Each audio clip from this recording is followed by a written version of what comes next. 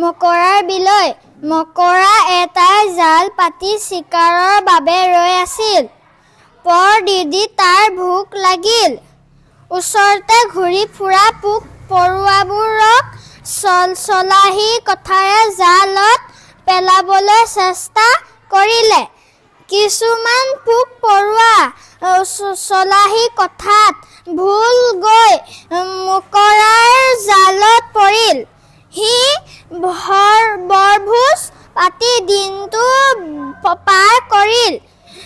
আজব শুং থকা মহ এটা আহি তাৰ কাষত বহিল। মকৰাই ক'লে, ভালেই হ'ল তুমি আহিলা। আজি মোৰ ঘৰতে খাই বৈ যাবা। আহা মোৰ কাষতে বহা। মহে মকৰাৰ জালখনত ভৰি দিলে। লগে লগে মহ জালত লাগিল। পেটুৱা মকৰাই টপকৈ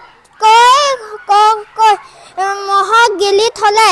অলপ পিছতে মকৰাই টোপনিত লালকাল দিলে। পেটৰ ভিতৰত মহটোৱে ইকাতি সিকাতি কৰি চটফটাবলৈ ধৰিলে। মহে দীঘল শুং ডালেৰে মকৰাৰ কোমল পেট ফুটাই ওলাই আহিল।